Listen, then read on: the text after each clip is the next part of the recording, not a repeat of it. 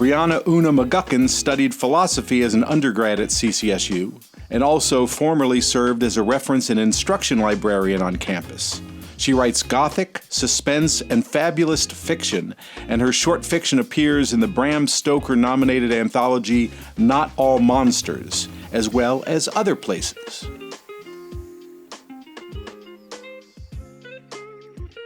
Hello. So, as was said, On Good Authority was my debut.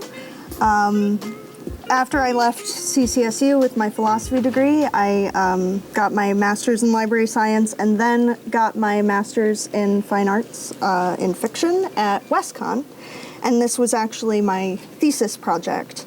After I finished WestConn's program, I actually got into a further mentorship program with this book, with working with Elizabeth Little, who writes suspense. A very good suspense author. The mentee selection process for Pitch Wars was very competitive. Published authors only pick one mentee. They work with them for 3 months. And then at the end of that process, you're entered into this agent showcase. Just to give you an example of how different that environment was competitively for fiction publication versus regular querying. After I finished this as my thesis, I queried for a solid 9 months, and I queried upwards of 100 agents. And only one agent in that time asked me for more pages. They asked me for a partial draft and rejected it 2 days later. The agent showcase that I did through Pitch Wars lasted 3 days. I got 16 full draft requests from agents in that time. So it was just a different playing field. Getting into that program and also getting that spotlight on my work was really a game changer for what was going to happen to this thing and whether I had a shot. And the agent who asked me for the full draft and actually offered on the book was not even a participant in the Pitch Wars agent showcase. He just happened to see it online and be interested and reach out to me through Twitter, which officially you're not supposed to do. Agents aren't supposed to swoop in like that without being part of the program, but he felt that I was worth it, and we don't have to tell. So that was really great. I signed with him, and we went on submission. The book took another 6 months to sell. It was a very scary time. It's a weird book. It's, I'll tell you a little bit about it. My pitch for it is that it's a Victorian Gothic romantic suspense in which a lady's maid must teach a bad master the difference between servitude and surrender and confront a dark desire for the footman along the way. So it's a coming-of-age kinky book, and when I say that, I mean that it's not about a graphic BDSM relationship. It is about how someone gets involved in BDSM and why that might be a source of catharsis, instead of kind of our current popular understanding of it, which is a weird conflation with abuse, which I think is harmful both to victims of abuse and also the BDSM community, which really centers consent and being fully informed and being honest and being forthright with one another and being very respectful. So that was my goal in writing this book, was laying out these two relationships. One, a very bad abusive power dynamic between this lady's maid and the master of the house where she's working, and then this actually more healthy romantic relationship between the lady's maid and the footman that also has power dynamic stuff built in, but it's something that they create themselves and something that they are both buying into, and something that has very clear boundaries. So that was my goal. But as I say, all of that should confirm that it is a very weird book. A lot of the editors that my agent brought it to were just like, we don't know how to sell this. We don't know what to call it, you know? Is it a romance? Is it a suspense? Is it a Gothic? Do we call it historical? Do we focus more on the themes of, they call it women's fiction, but it comes down to being about character's personal growth, personal journey, as opposed to the romance or whatever. So it falls into a couple different places, and they didn't know what to do with it. But ultimately I did get a book deal, and here we are. Having said that much, I can read to you a little bit. I would love to read you the beginning, and then also jump ahead so that I can show you what that relationship between the lady's maid and the footman looks like. So here's the beginning. After. 21st January, 1867. Dear friend, I wasn't sure whether to address you by first name or last after everything that has happened. Even this solution seems wrong. Friend is too familiar, surely. A presumptuous claim to make on you. And yet it is woefully inadequate in describing your claim on me. My mind drifts often to Valorize, to the crime I committed there, but it's not my actions that I'm ashamed of, and I don't blame myself, or I don't blame myself only. My so-called victim had power enough to take away nearly all my choices. It is not my fault the one choice left to me was fatal. No. What bothers me about my conduct is that it tore me from you, after you dirtied your own hands to help me. When I imagine you, utterly alone, the guilt is terrible, more terrible than any jealousy. So tell me you found someone else who cares for you. Tell me she's as good as I'm meant to be, that she's better. I promise only to be happy for you. And as I preach honesty, I suppose I should practice it. Even though I am not guilty, I often find myself afraid. The tailoring shop is open, and there is no shortage of customers, all of whom seem pleased with my work. Yet I live as if every person were police, and my wrongdoings were written right across my face. I stick myself with pins as often as whatever cloth I'm aiming for. But don't pity me. I bear the anxiety well. I almost deserve it. You see, I have come to accept the truth I was running from that first day I came to Valorize. The way some women long to be rescued, I have always longed to be captured. Marion. Before. I set out to be a good servant, truly, the morning I left for Valorize. Shut into the coach that would lead me off, I peered out at Parish Street Workhouse. It was strange. This dreary grey fortress had been the container of 8 years of my life, and yet its facade was unfamiliar to me. And now, to the optimistic rhythm of the horses' hooves on the cobbles, we passed easily out through the iron gates, my former prison erased line by line in London's morning fog. The street was busy for such an early hour. Fruitmongers pushed carts crying out their wares. Harried girls and boys, smaller even than I had been when I first arrived at the workhouse, wove past my carriage. They looked so fragile, unprotected under a menacing leaden sky. They filed into a factory smoking thickly enough from its chimneys to have been on fire, and yet no one panicked. There was no disaster. This was but the usual state of things. Turning, I tried to see the workhouse. I could not make it out any more. I was free. Mother was not. I felt an ache in my chest, pressure on my shoulders where she'd gripped me, saying her goodbyes. But I was grateful still to be going. I sat straight-backed in the coach, and for the first 4 hours of the trip, I never even looked out the window. My life as a pauper was past. I rode steadily toward my future, and nothing in between concerned me. I kept my eyes on my lap, on my hands, which held sometimes too tightly to an envelope. The stock was thin and queasy white, the ink already smudged, but the name addressed in Mrs. Martin's severe hand could not be diminished for me. Mrs. Wythe Bornhold, my new mistress, to whom I would be lady's maid. When the coach stopped to change horses, I folded Mrs. Martin's envelope and put it away in my drawstring purse, which was empty otherwise. I stepped out only to stretch my legs and find a lavatory, but the coachman pointed me beyond the posting house to an inn and told me my meal was paid for by my new employers. A generous family, I said. He shrugged. You want the cow to milk, you feed it. I'm going to jump ahead a little bit because it wouldn't be a Gothic if I didn't tell you about the house, right? You can see the house now. The coachman pointed far ahead. Beside the tired eye of the sun, a grand house stood in silhouette, hoisted high above the heads of trees, whose thick oak arms seemed to tremble under the weight of it.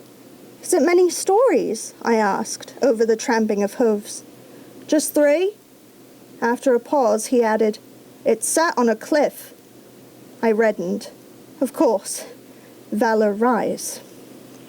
The carriage bounded up a steep incline, along an uneven path through thick trees, and night fell fast. I felt by the lean of my body that we were turning as we went. We must have been coming around the cliff from the back. At any moment, lights from the windows of the house would peek out, seeing me, I imagined, like a living person, and judging me neither grand enough nor good enough to reside there. My stomach turned. We rounded a wall of trees and slowed to a stop beside a cottage. I could see the hulking shape of the manor in the distance. There was not a single lamp lit by any window after all, yet I was not relieved. It seemed less to me like the house slept than that it waited, watching keenly and seeing better in the dark than I, like an owl or a cat. The coachman opened my door, helped me down from the high step, and bade me wait while he went into the cottage. He returned with a woman. She was dressed for bed, but had put on boots and held a lantern. Evening, she said to me. The coachman led his horses leftward toward a high-roofed stable. I turned from its towering silhouette, feeling meeker than ever beneath it, to follow the cottage woman through the grass toward the house. You'll be exhausted, I imagine, my guide was saying, but the missus will want a word with you tonight, before the master returns. My head came up. The way she whispered made me anxious. Before the master returns? She's scheduled you'll come in during some errand of his. The woman's voice was harder suddenly, frozen over. So as she can tell you that your wages may come from the master, but you're the lady's maid and she's the lady, for whatever good that'll do her. I frowned. Are their orders often at odds? I'd hoped to serve well enough to please both of them. The woman laughed and looked me over. Indeed, bit of a short skirt, yours. Cheeks hot, I hunched, gripped the fabric around my knees and tugged. It's my mother's dress, the only dress None of my business, the woman said. Just not the first impression you want to make in this house, that's all. So you kind of get an idea of what sort of man the master is going to be before you even meet him. And I just want to jump ahead a little bit. You can kind of see what's coming. The master is going to try and push himself on Marian. And what confuses her about the incident is that up until that moment, he really reminded her of someone that she used to play with in the workhouse, a little boy called Valentine Hobbs. And they really wanted to be better than their parents, better than the people who put them in the workhouse. So she's very startled by the fact that the one man could remind her of the boy who was very concerned with being good. And while she's still wrestling with that fact, that's when we get Valentine back, the boy she knew at the workhouse, as an adult, coming to work with her at that house as a footman. So I just wanted to give you a glimpse, just checking on how we are for time. I wanted to give you a glimpse of the basis of their relationship, because it is very important, and it kind of, she starts working through her old memories a little bit of a ways in. So here's their first meeting, that boy at the workhouse, Valentine Hobbs, with Marian. I spotted the boy from Sultan Street, Camberwell. He was on the end of his bench, and he had an empty place across from him. His head was bent, like he was sad or lonely. I glanced right. Mrs. Martin stood atop a box to make her taller, watchful of all the tables, but looking out again I saw girls who'd gone before me sitting near boys, and she'd not interfered with them. I slid onto the bench opposite him. I worried he'd mind my being there. One of the neighbor boys back home hadn't wanted to be seen talking to a girl at first. But this boy didn't even notice me. He only went on scraping the sides of his tin with his spoon, evidently trying to gather enough gravy to make a mouthful. I considered making a start on my own breakfast, but another sniff made me push it aside. "How's your head?" I asked. He jumped, his eyes flying to mine. Then his free hand touched his hair, not where he'd been struck, but at the nape, like a man who has been sweating at his work. "Oh, still attached. But I'm sure it smarts," I said. He shrugged. "Sometimes. Other times it dafts." I squinted, and the corners of his mouth twitched. I had to repeat his words to myself in my head. Then I laughed. I had not expected him to be funny. "But really," he said, forcing his lips into a flat line, "I shouldn't have yelled at the matron yesterday. That was wrong." "Anyone would have been upset," I assured him. "We all were. You only showed it." He shrugged again, but there was a lightness to his shoulders that seemed friendly. "I'm Marion Osley," I said. "Valentine Hobbs," he replied, as if he were glad to give me his name, not like the neighbor boy at all. I leaned forward. "I can't believe that man hit you. When we see our mothers, you should tell yours." I had expected he would be happy to hear me take his side. Instead, his whole face set into something harder, like cement drying all in a moment. "I'll not tell her anything," he said. "I'm not speaking to her." I tilted my head. "Why?" "Because she's a terrible person." I drew back. "That's not nice to say about your mother." He snorted, regarding his empty suet tin. "Maybe not, but it's true. True my father too, and your parents." I scowled. "You don't know that." He looked up. "They're here, aren't they, our mothers? And our fathers are in prison. What for, do you think?" "My mother says it's a mistake," I said. "The landlord's just angry, and when he calms down, father will make him see that we don't deserve to be punished, and we'll get to come home." "And you believe that?" My eyes flew to his. She wasn't lying. "I suppose that's possible," he said. "Maybe being here isn't a surprise to you. Maybe they told you all about whatever they were doing wrong, but mine didn't tell me, and that makes them liars as well as criminals." "Adults do keep things back from children," I said. "They know things we aren't meant to know yet. That doesn't make them liars." He tilted his head, considering me. "You're a good child, I suppose?" He'd said the words so sneeringly. I braced for a fight. "Yes." But he said, "Me too. Or I try. And when I do wrong, by accident or in a fit, I know it and I run off to hide. And last night, my parents ran from the law the same way I've run from them." In my mind's eye, I saw my mother, after the knock of the policeman, her wide-eyed stillness. She had indeed run. She'd taken me with her. Valentine lifted his chin sagely as if he could read my mind. "I thought I was being trained toward goodness, not away from it. Didn't you?" "But I am a good child, really."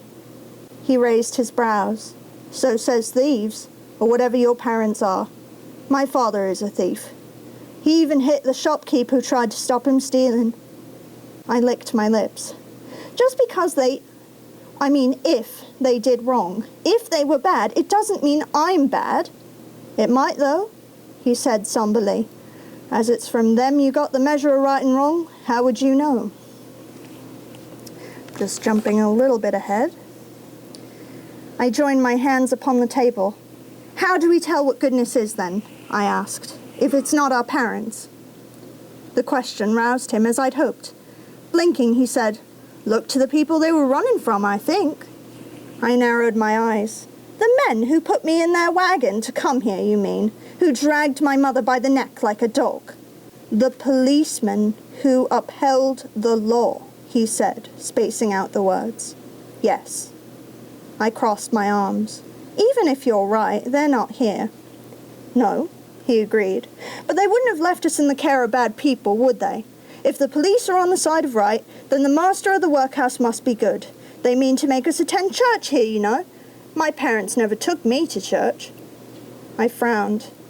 I had gone to my grandfather's funeral, but it was too far to walk to church regularly, and we needed the daylight hours to work in. "My father says God is everywhere, in the rain and the air and the earth," I offered. "He says the Greeks knew that, even if the English forgot.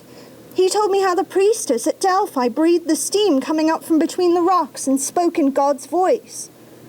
Valentine rolled his eyes.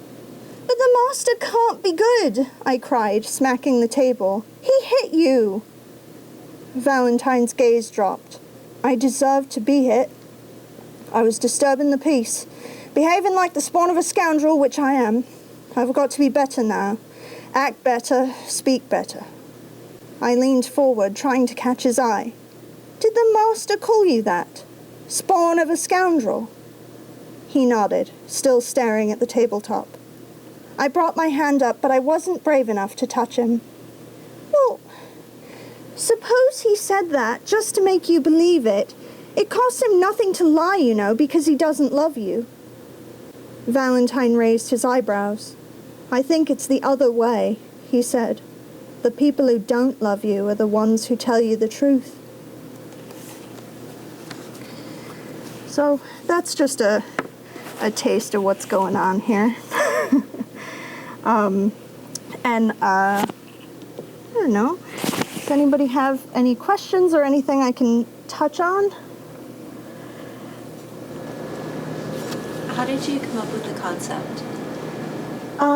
The first thing that ever came to me about this book, the first scene that I ever wrote, was the two of them as children playing at the workhouse. And what they're doing when they play, essentially, and they don't acknowledge this, but it's what they're doing, is they're reenacting their respective parents' arrests.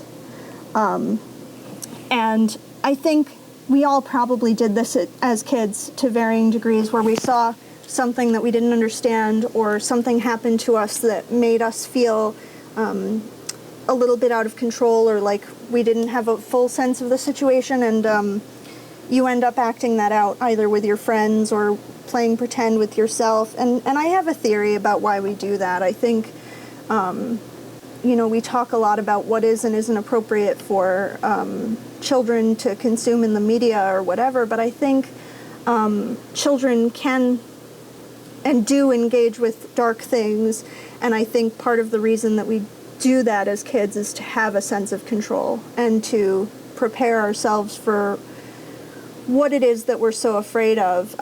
I've talked to, I did an interview with a podcaster, She Wore Black podcast about Gothic fiction, and she talked about how when she was a kid, based on when she grew up, what she did with all her friends was they would always pretend that there was like a nuclear apocalypse and they were trying to survive after that fact. And, the focus for them wasn't on an obsession with nuclear war. It was, we're going to survive this, right? We're going to band together and we're going to get through it. So they're playing this game, right, about what happened to their parents, and on the surface it looks really mean, right? Because Valentine is always the cop and she is always the criminal, and he's capturing her and he's telling her that she's got to be a better person and straighten up or fly right, or she's going to suffer for her whole life. It looks so mean on the surface, but they are trying to change the narrative. They are trying to understand what happened, and it builds this bond between them. So that creatively was the scene that I couldn't get out of my head. This idea that something on the surface that looks so callous and like they couldn't even possibly be friends is actually this thing that only they can give each other, because everybody else is just off following the rules and just very like out of it, and they're trying to make sense of what actually happened to them. But thematically, it really was what I saw happening to the BDSM community after 50 Shades of Grey got popular.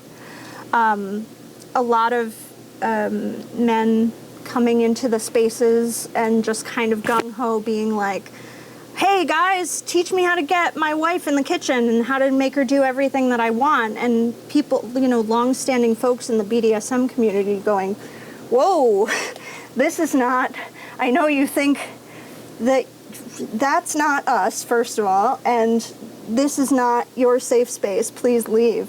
And I think that there's a deep misunderstanding of what kink is in popular media, and I wanted to address the difference, which is consent, right?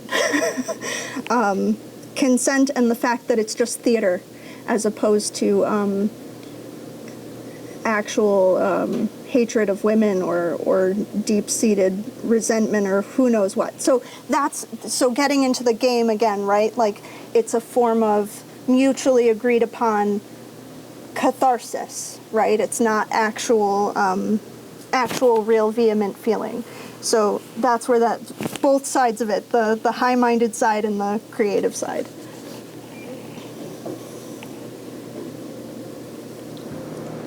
How did you go about studying like the place and time that the story takes place, and like the words that they use and all of that? The first thing that I did was pick my workhouse. Parish Street Workhouse is a real place that did exist. I used a blueprint for a different workhouse because it served my purposes, but Parish Street was real. And then I found, being a reference librarian really came in handy in terms of digging up stuff, primary resources that really helped. I found a lady's maid handbook that was actually written in the time period for how to do your job as a lady's maid. And I found a footman's handbook as well that was written by,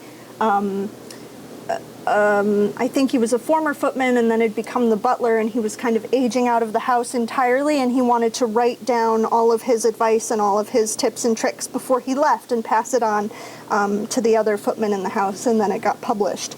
And what's really interesting socially is the difference in the voice between the Ladies' Maid's Handbook and the Footman's Handbook. Like, the Ladies' Maid's Handbook is like, your work is godly. You must be pristine. You must present yourself perfectly. You must be a moral, like, unassailable human being, and then God will protect you. And if anything bad happens to you, it's probably because you weren't being pristine. And then meanwhile, the Footman's Handbook reads like, don't you go in the public house telling yourself you'll just have one. You won't, and you know it. Like, but that's really informative in terms of like the social expectations that you're putting on women versus the behavior that you expect of men. And also the really subtle, like, suggestion of what is and isn't your fault, which really helped inform the social issues going on in the book. It's the same as now, just even more rigid and even less discussed on the surface. The other thing that I found was a reproduction of Mrs. Beaton's book of household management, and it's what it sounds like. It's this giant book for mistresses of big houses that kind of explains, okay, here's what all your servants are for, here's which one you go to for which thing, here are all the groceries that are in season depending on what month it is, here are some sample menus based on that, here's how the seating works for an 8 guest dinner, here's how it works for a 12 guest dinner, here's where everything should go on the table. And it's not written in a way of like, you're going to do this, it's written in a way of like, you're going to check and make sure that the people that work for you are doing it correctly. It really is like focused on management, and that was wild. I was like, whoa, right? And there's some other stuff in there too, like not just recipes, but like, here's what various household poisonings look like. And I was, what? But, the things you find when you're digging. Well, even the subtlety and the speech patterns between the the lady's maid and the mistress of the household. I mean, that's one of the things that struck me about it, is being so authentic. Thank you. Most of that is just watching a lot of British stuff from the time that I was a kid. Like, I was obsessed with Cats, the filmed version of Cats, when I was like 10, and I just remember making myself learn a Cockney accent from Mungo Jerry and Rumpelteazer, and then learning something a little more upper class from one of the other cats, and like becoming aware that there were these different variants and that it wasn't a monolith. And I really became a mimic. I can't do a lot of accents, but I can do a lot of English accents. So that's just something that like I'm obsessed with, and I'm playing into my strengths here when I do that.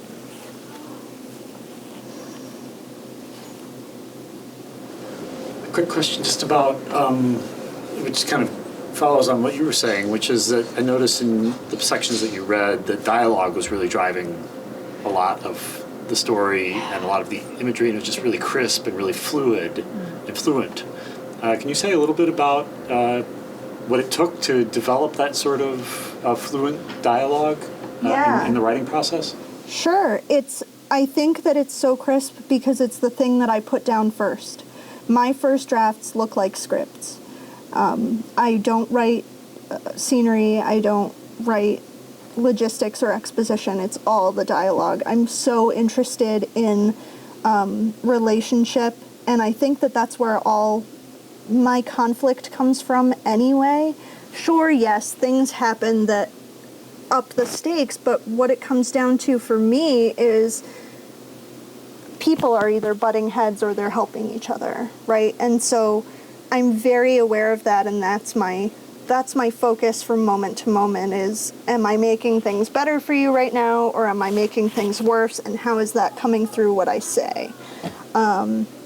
So I think that's, it's the most polished because it's the thing that I end up revising the most through each draft because it's there from the very first one, whereas exposition and scenery and stuff comes later. I feel like my reading is,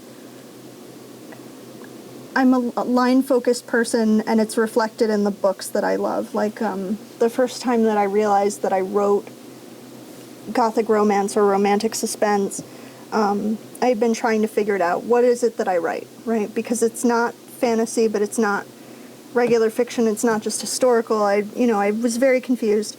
I had never heard the term Gothic before.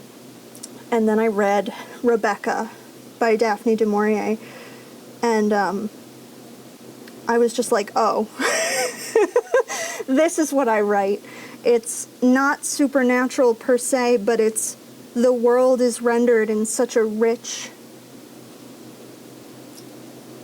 hyper-chromatic way that it feels supernatural, that it feels like a fairy tale, a very dark fairy tale.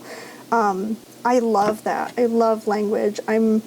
It's why I like revision more than drafting. Because when you're drafting, you really have to focus on just continuing to tell the story, when everything in me is like, no, that sentence is wrong. Can we just spend 3 hours on that sentence, though? So yeah, I would much rather sit with the language and make sure that it's saying exactly what I want it to say.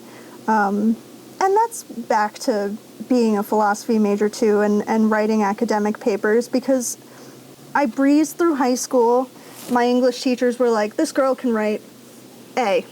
And then when I got to college, someone said, you have to just pick one of these words, whichever one is most applicable. Like, this is a pretty sentence, but it doesn't say anything. You have to actually say what you mean. So I think I couldn't be the particular writer that I am without the philosophy undergrad too, because it's not enough. You're not writing poetry, not to put down poets or anything, but you are still writing a narrative. And if you lose people for the sake of the florid beauty of the way something sounds, then you've failed anyway, no matter how pretty the sentence is. So I think, I'm trying to balance that all the time.